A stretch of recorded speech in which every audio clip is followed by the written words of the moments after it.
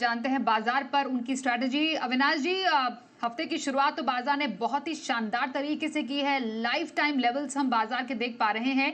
जो ये मोमेंटम शुरुआती दिन में ही सेट हो चुका है, आगे अब नए रिकॉर्ड बनेंगे। नहीं, बिल्कुल देखिए मुझे लगता है कि ये प्री बजट रैली शुरू हो चुकी है स्वाति और 22 जुलाई को जो बजट है, वो बजट के पहले आपको बाज़ार और तेज़ देखने को मिलेगा। आई थिंक क्लियरली मार्केट्स चुनिंदा सेक्टर और कंपनीज़ के ऊपर फ़ोकस कर रही है और मुझे लग रहा है कि आज की जो बाइंग इंस्टीट्यूशंस की आई है, वो एक बात का संकेत है कि लिक्विडिटी मार्केट में काफ़ी स्ट्रॉन्ग है और मुझे लग रहा है कि आने वाले 2-3 महीने में तो एफआईआईज़ का भी रवैया पॉज़िटिव होगा तो मार्केट और भी तेज होगा। I think everything now depends on the budget क्योंकि बजट के 2-3 हफ्ते पहले ही ये प्रीएम्प्ट बाइंग हो गई है कि बाजार में एक्सपेक्टेशन है कि गवर्नमेंट बहुत अच्छा ग्रोथ ओरिएंटेड बजट प्रेजेंट करेगा। प्लस जिस प्रकार का आरबीआई का डिविडेंड आ गया है, तो उम्मीद है कि काफ़ी अच्छी तरह से ये फिस्कल डेफिसिट और जो कैपेक्स रिलेटेड जो मेजर्स हैं, वो गवर्नमेंट कंटिन्यू करेगी। तो मेरे ख्याल से ये बाय ऑन डिक्लाइन वाला मार्केट है। ऐसे तेजी के बाजार में इन्वेस्टर्स को थोड़ा-सा सिलेक्टिव होके स्टॉक स्पेसिफिक रवैया रवैया करना चाहिए। जैसे अनिल जी ने कहा कि लार्ज कैप और मिड कैप दोनों में अपॉर्च्युनिटीज़ काफ़ी अच्छी है। लंबी अवधि के लिए अगर बाजार में कोई मॉडरेट करेक्शन आता है, तो खरीदने का मौका समझना चाहिए। ओके, तो लार्ज कैप और मिड कैप में यहाँ पर अच्छी तेजी और खरीदारी के मौके तलाश आप सकते हैं। और सवाल जवाब लेंगे, लेकिन उससे पहले हमारे आज के एक्सपर्ट की फेवरेट पिक्स भी ले लेते हैं। अविनाश जी, इस बाजार में पोजिशनल व्यू कौन से स्टॉक में रखने की आपकी सलाह रहेगी? देखिए पोजिशनल व्यू हमको टेलीकॉम का जो प्रोवाइडर है इंडस टावर्स वो काफ़ी पसंद है। देखिए ये शेयर काफ़ी समय से लाइमलाइट में था। आज करीबन 380 379 पे ये शेयर ट्रेड कर रहा था। आज के बाज़ार में भी अच्छी तेज़ी देखने को मिली थी। मेरे ख्याल से अगर 8 से 10 दिन का नज़रिया है तो कम से कम 402 405 का एक टारगेट प्राइस मिल सकता है। यहाँ पे 375 का स्टॉप लॉस रखें। इस स्टॉक में हमको लग रहा है कि अभी टेलीकॉम में प्राइसिंग पावर आने के बाद जो टावर की ज़रूरत लगेगी स्पेशली 5G रोल आउट के लिए, इससे इस कंपनी का काफ़ी फ़ायदा होना चाहिए। काफ़ी यूनिकली प्लेस्ड है, फंडामेंटल्स भी स्ट्रॉन्ग है। तो not only short term but medium term के लिए भी यहाँ पे अगर किसी को निवेश करना है, तो डेफिनिटली यहाँ पे एक निवेश का मौका बन सकता है। बट 8 से 10 दिन के लिए 402 405 का टारगेट प्राइस पॉसिबल है। 375 का स्टॉप लॉस रख के यहाँ पे एक छोटी पोज़ीशन बना सकते हैं। ओके, तो पोजिशनल व्यू इंडस टावर में रखने की सलाह आई है हमारे आज के एक्सपर्ट अविनाश गुरक्षकर की तरफ से। 402 और हाई लेवल पर 405 का टारगेट और 375 के स्टॉप लॉस के साथ इसमें आप पोजिशनल खरीदारी कर सकते हैं। हमारे पहले व्यूअर भी हमारे साथ फोन लाइन पर शामिल हो चुके हैं। चिंतन पटेल इस वक्त हमारे साथ है। नमस्कार सर, कौन से स्टॉक पर सवाल है आपका? मैडम मेरा इसके ऊपर सवाल है कि 3 इन्फोटेक मेरे पास 900 क्वांटिटी के 54 प्राइस के पड़े, तो अभी क्या करना चाहिए मेरे को? कितने व्यू के लिए आप रख रहे हैं स्टॉक को चिंतन जी? 54 प्राइस के 900 क्वांटिटी 800 क्वांटिटी पड़े मेरे पास। नहीं नहीं, कब तक के लिए रखना है आपको? 2 साल तक से तो ट्रेडिंग वेट व्यू कर रहा है हूँ। कि लंबा व्यू है? हाँ मैडम, 2 साल से तो वेट कर रहा हूँ कि अभी बढ़ जाए, पर अभी क्या करना चाहिए मेरे अच्छा को? ठीक है। 3 इन्फोटेक काफी ऊंची खरीद, क्या व्यू है सर स्टॉक पर? देखिए, मेरे ख्याल से इन्होंने थोड़ी ऊपरी लेवल पे ये स्टॉक खरीदा है। हालाँकि अभी टर्न अराउंड ज़रूर इस स्टॉक में दिख रहा है। काफ़ी बड़े प्रोजेक्ट्स इनको मिले हैं, जैसे रेलटेल के साथ इन्होंने वाई-फाई के लिए अभी बड़ा प्रोजेक्ट साइन अप किया है। प्लस काफ़ी हद तक ये अपने पूरे प्रोडक्ट स्ट्रैटेजी को रीडिफाइन कर रहे हैं। लेकिन मुझे लग रहा है कि अभी भी इनको थोड़ा-सा समय यहाँ पे देना ज़रूरी है स्वाति, क्योंकि देखिए इन्होंने जो खरीदा है जो प्राइस पे, वो प्राइस पे अगर उनको रिटर्न चाहिए तो कम से कम 12 से 15 महीने का टाइम फ्रेम देना ज़रूरी होगा। शॉर्ट टर्म में तो मुझे नहीं लगता कोई बड़ी री-रेटिंग आने की अब संभावना है, क्योंकि नंबर्स जो अभी आए हैं, वो अभी भी थोड़े से नरम हैं। तो अगर 12 से 15 महीने का व्यू रख के ये होल्ड कर सकते हैं, तो मेरे ख्याल से थोड़ा-सा एवरेज भी करिए और कम से कम 12-15 महीने का व्यू लेके यहाँ पे पोज़ीशन होल्ड करें।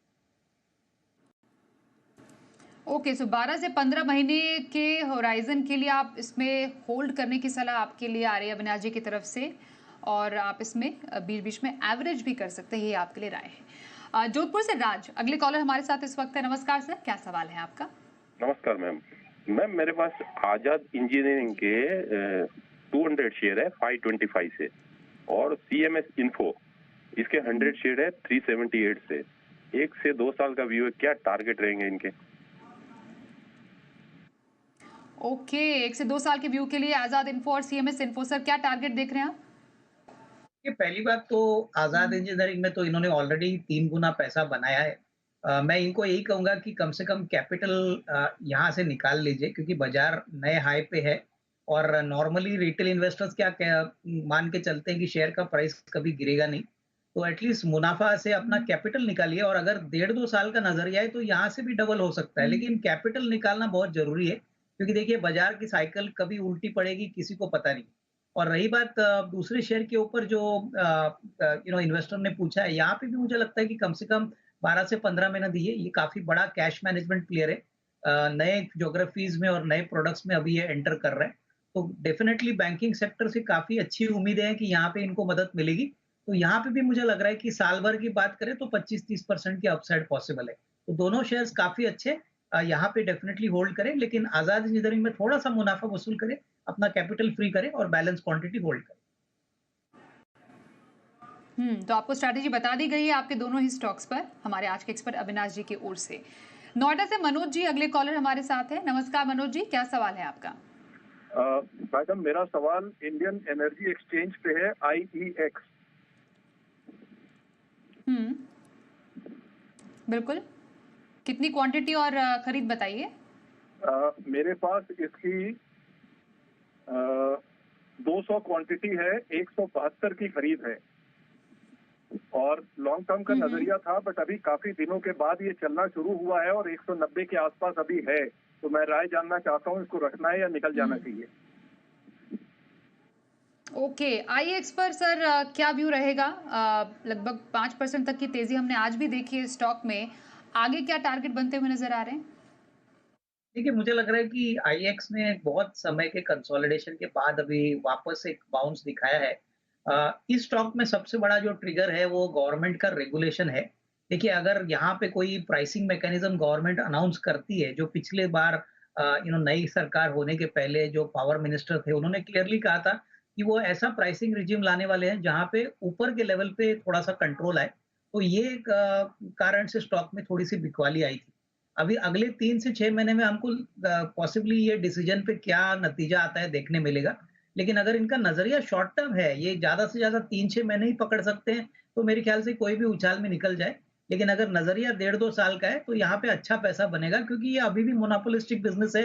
करीबन 80-90% के EBITDA मार्जिन पे काम करते हैं, डिविडेंड्स भी अच्छे देते हैं, कैश रिच कंपनी है और प्लेटफ़ॉर्म बेस्ड बिज़नेस है। तो मुझे लगता है कि आने वाले 1.5-2 साल में तो ग्रोथ पोटेंशियल काफ़ी बढ़िया है। पर टाइम फ्रेम लंबा देना यहाँ पे ज़रूरी है, अगर यहाँ पे अच्छा पैसा बनाना है। ओके, IEX में थोड़ा लंबा नजरिया रखें और बने रहिए, यही आपके लिए सलाह रही हमारे आज के एक्सपर्ट अविनाश जी की तरफ से। मुंबई से परेश जी एक और कॉलर हमारे साथ है, उनसे भी सवाल जानते हैं। नमस्कार परेश जी, क्या सवाल है आपका? नमस्कार नमस्कार। मेरे पास भारतीय एयरटेल के शेयर्स है। हेलो, भारतीय एयरटेल, हाँ ओके, बताइए। खरीद मैंने 1430 में लिया है 10 दिन पहले या 15 दिन पहले। 10 दिन के लिए? है। ओके ठीक है। तो सलाह देंगे आप मुझे? ओके सर, भारतीय Airtel of course tariff hike को लेकर स्टॉक काफी ज्यादा हाईलाइट में रहा है। हल्की हमने बढ़त भी देखी आज स्टॉक में, क्या रहेगी राय आपकी? बहुत शॉर्ट व्यू है इनका।